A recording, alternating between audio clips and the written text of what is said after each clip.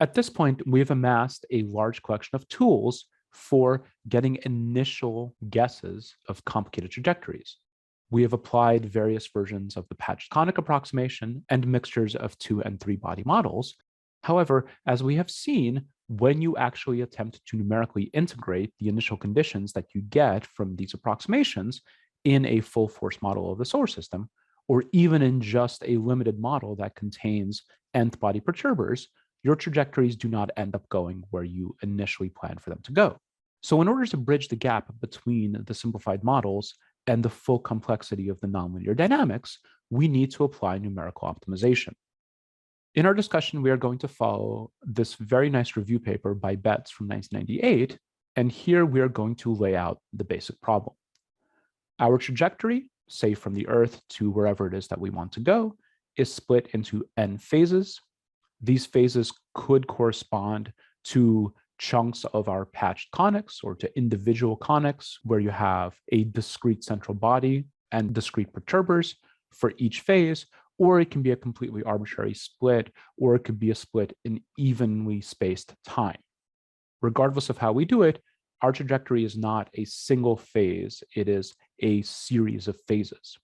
Phase k will have an independent variable t, such that t naught of that phase k and tf of that phase k limit the bounds of the independent variable during that phase.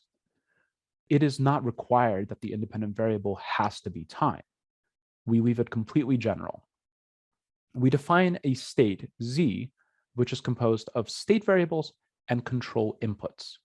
And so each phase has state variables xk and control inputs uk. In the completely general case, the state variables can actually change and the control inputs can actually change.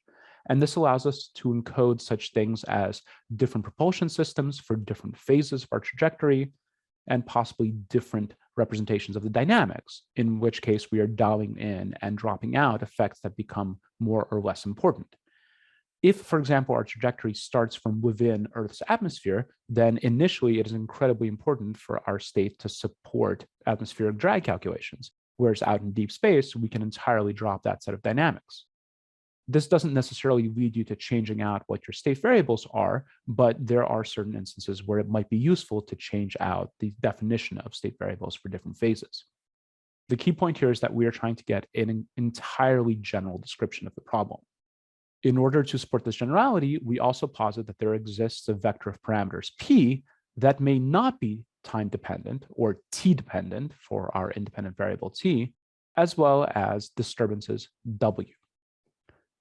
The most general encoding of the dynamics of the system are therefore the derivative in time or the derivative in the independent variable of our state x is given by some function f that is a function of x, of the control inputs u, of the t independent parameters p, of the disturbances w, and the independent variable itself. We have some set of initial conditions, and we have some set of desired final conditions. If our state variable is the position and velocity of our spacecraft, for example, then psi naught corresponds to its position and velocity at the start of the trajectory, and psi f corresponds to the position and velocity we wish to achieve at the end of our trajectory. We do not always necessarily have a complete set of final conditions. For example, we may be targeting a point in space, but do not care at what velocity we reach it. Or maybe we have a range of acceptable velocities, and that gives rise to the idea of constraints. We will have specific constraints of the form some vector valued function g of x and u and p and t is bounded by g sub l as a lower bound and g sub u as an upper bound. We similarly may have state constraints. We may wish to bound our state between a lower bound and an upper bound, and much more commonly, we will almost always wish to bound our control with some lower bound and some upper bound. The upper bound in the control is analogous to having a maximum thrust level. For example, we have a certain amount of control authority, our propulsion system can produce a thrust of so many newtons, and therefore we can never rely on our propulsion system to give us more than that thrust at any point during our trajectory. Most propulsion systems, and especially chemical propulsion systems, will also have a minimum thrust that they can produce. it is generally true that you cannot arbitrarily throttle down a system smoothly to zero. There's going to be a cutoff point at which the basic mechanisms aren't going to produce thrust. With all of this defined, we are now ready to state the basic problem. We wish to find the nth dimensional control vectors and parameter vectors u and p that minimize a cost function, which is a function of the initial states, the final states, the initial times or independent variables, and final times or independent variables, the time-independent parameters, and the disturbances for all n phases of our trajectory. Again, as a reminder, the dynamics in this setup are allowed to switch between the phases of the trajectory. However, we do not permit discontinuities. Our state encoding must smoothly patch together. There cannot be jumps in the position of our spacecraft in this formulation, and there can only be jumps in velocity if we are modeling impulsive thrust. Okay, so how do you go about solving all of this? The first thing that we will consider is nonlinear programming, often abbreviated as NLP. Recall Newton's method, which we've previously used as Newton-Raphson iteration for root finding. The basic statement is, for a state x, we have some function f of x that is equal to 0, where x is an nth-dimensional real-valued vector, and we implement an iterative scheme where we approximate the nth plus 1th iterant as the previous iterant, x sub n, plus some step length alpha times a search direction q. The Jacobian A, that is the matrix of partial derivatives of f with respect to x, times the search direction, is going to be equal to negative the function evaluation of x. We can tune alpha, the step length, to control for divergence by selecting it such that the magnitude of the function evaluated at the nth plus 1th iterant is strictly less than or equal to the magnitude of the function evaluated at the previous iterant value. This allows us to implement what is known as unconstrained optimization. We are trying to find the value of x that minimizes the scalar function f of x. Using Newton's method, the mathematical statement of this unconstrained optimization is that the Hessian of the function f in x, that is the second derivative matrix whose components are given by this expression, times the search direction q is equal to negative the gradient in x of the function f. This is incredibly simple to write down, but has lots of caveats and pitfalls when it comes to implementation. In particular, if you do not start off with a reasonably good initial guess, you're not really guaranteed to converge depending on the properties of this function.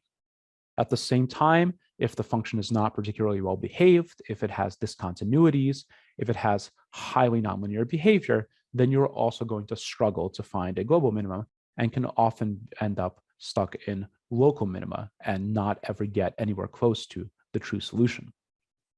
The other major problem of this is that it is unconstrained, whereas we typically want our trajectory optimization to be heavily constrained, at the very least in terms of our control. So how do we go about imposing constraints? We can split constraints into two general classes of equality constraints and inequality constraints. We'll consider equality constraints first. The constraint problem reads, we wish to find x, that is an nth-dimensional real-valued array, that minimizes some function f of x such that a set of functions c of x all equals 0, where there are mc constraint functions where m is less than n. For m less than n, we have an under-constrained system, and so solutions should generally be possible. For m exactly equal to n, we have a critically constrained system, in which case a solution may or may not be possible. And for m greater than n, we will have an over-constrained system. And in the general case, a solution is likely not feasible. We solve this problem by introducing the concept of Lagrange multipliers. Recall the Euler-Lagrange equations. We have previously shown that these are a general solution in the calculus variations of the stationary value of a function j equals the integral from t1 to t2 of a function f, that is a function of x, its derivative in time, integrated in time. The stationary value of the cost function j is given by the variation in j being set to 0, and that leads us to the Euler-Lagrange equations, which have the form the time derivative of the partial of f in the time derivative of x sub I minus the partial in f in x sub I is equal to 0 for all i's independently. We can add equations of constraint to the system via this method of Lagrange multipliers. We wish to minimize a constraint function, g, that is the original function f, plus the Lagrange multiplier lambda times the constraint equation, c of x, which evaluates to 0 when the constraint is met. So let's consider a simple example of the application of Lagrange multipliers.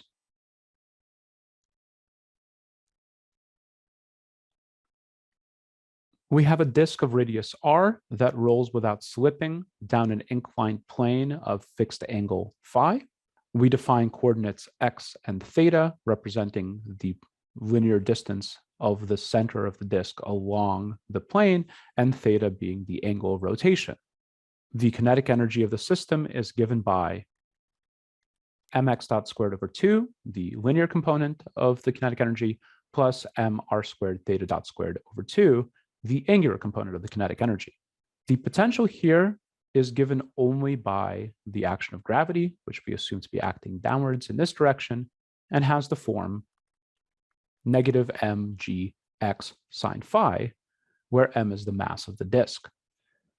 This is equivalent to the height of the disk above the 0 point, which we arbitrarily choose to be ground.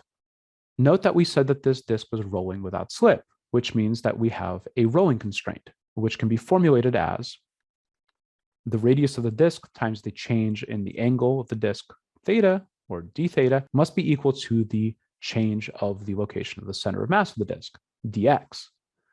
We can integrate this, again applying arbitrary initial conditions, and have an expression r theta is equal to x.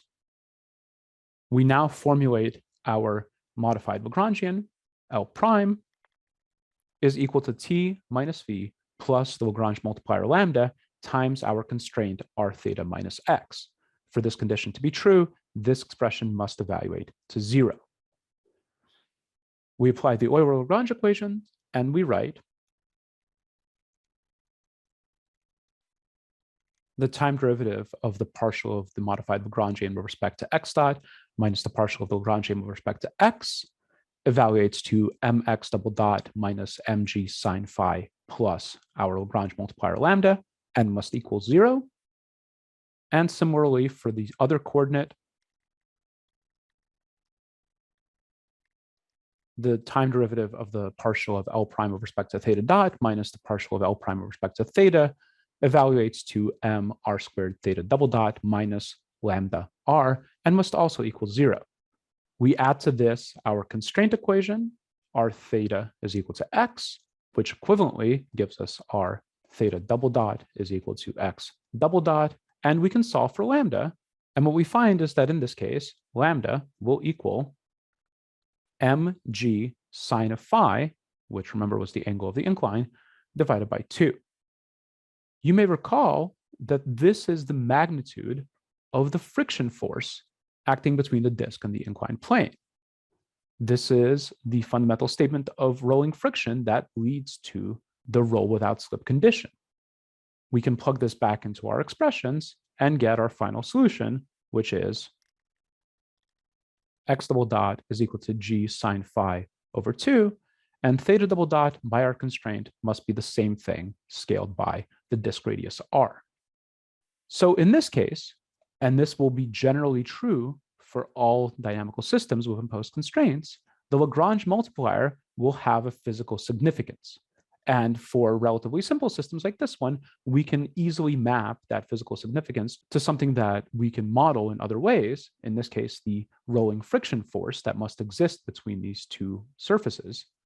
And in other cases, especially when using arbitrary generalized coordinates, that mapping may not be so apparent, but this Lagrange multiplier will always encode something physical.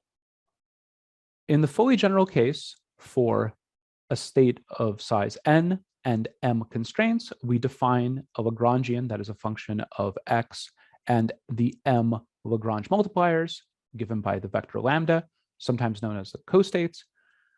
This is going to be the original dynamics, the original function f of x, minus lambda transpose times the constraint equations c of x.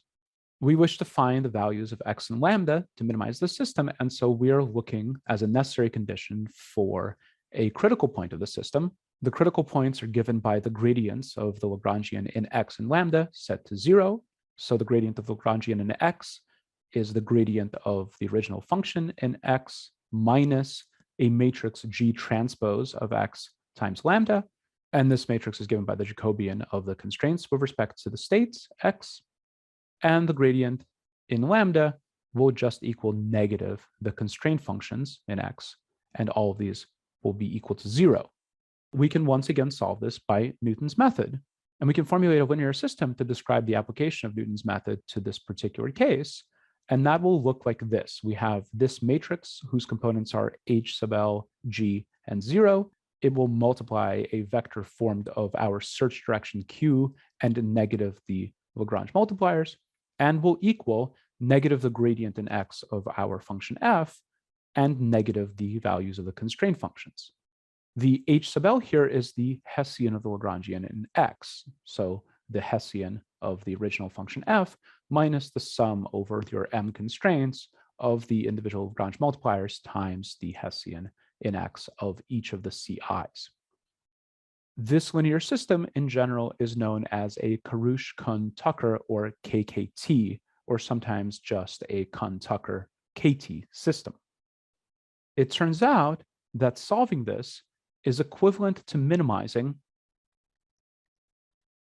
1/2 q transpose the search direction times that Hessian Lagrangian h sub l times q plus the transpose of the gradient of f in x times the search direction, subject to g times the search direction is equal to negative the constraints. This is known as quadratic programming because it is encoded in a quadratic form, as given here. As with our previous discussion of the application of Newton's method, there's a lot of caveats and a lot of fine-tuning that has to be done on a problem-by-problem basis. It's frequently necessary to tune the magnitude and search direction. And again, if you do not have a reasonable starting guess, you are likely not to end up anywhere satisfying. But in general, this procedure allows you to impose equality constraints on top of your overall optimization. Inequality constraints are a generalization of equality constraints in which our constraint functions take the form c of x is greater than or equal to 0. For any given time and value of x, a subset of these constraints will be satisfied for ci x strictly greater than 0, and these are known as inactive, whereas others will be satisfied for ci of x exactly equal to 0, and these are known as the active constraints. If you can identify the active constraints, you can effectively ignore the inactive ones. That is, if some subset of this set of functions c is strictly greater than 0 for your current value of x, then they're really not impacting the evolution of your system whatsoever, and so they can just be thrown away. And all you have to do is focus on that subset that are actively being triggered or not being satisfied at all. This becomes what is known as a sequential quadratic programming problem. As a quick illustration of active versus inactive constraints, let's consider another simple motivating example. Here we have a particle sliding on a hemisphere. The hemisphere has a radius r, and we call the particle's current distance from the center of that hemisphere little r. The angle between the vertical position and the particle's current position is given by the angle theta. Our constraint is therefore r minus capital R is greater than or equal to 0. The particle cannot fall through the surface. However, it can fall off of the surface. So there exists the possibility that r can be larger than capital R, but r can never be smaller than capital R. The unconstrained Lagrangian for the system is given by m over 2 times the quantity r dot squared plus r squared theta dot squared minus mgr cosine theta, the potential of the particle due to gravity. We can tack on a Lagrange multiplier that is just a scalar lambda multiplied by r minus capital R, and plugging all that into the Euler-Lagrange equations, we get the expressions r double dot is equal to r theta dot squared minus g cosine theta plus the Lagrange multiplier lambda divided by the particle mass m, and theta double dot is equal to g over r sine theta. If we solve this for lambda, we get lambda is equal to m times the quantity r double dot minus r theta dot plus g cosine of theta. When r double dot is equal to 0, this expression becomes m times negative r theta dot plus g cosine of theta. This is exactly the normal force between the particle and the hemisphere. Contact loss will occur when that normal force goes to 0. And so we can find the critical angle for that contact loss, which will be given by theta dot star will be the square root of g over r times the cosine of theta star, where theta star is that critical angle at which the normal force goes to 0 and contact is lost. This can be integrated to give us theta star is equal to the arc cosine of 2/3 plus the hemisphere radius r over 3g times the initial value of theta dot, or theta dot at t naught. So via this example, we can see that our constraint is strictly active up until the point where we have this contact loss. Afterwards, r becomes greater than capital R, and the particle is now in free flight. There's no normal force acting between the two, and the very dynamics of the system are automatically modified. In this same way, we can solve inequality constraints by only considering the subset of them that are active at any time, and then sequentially resolving our quadratic programming problems.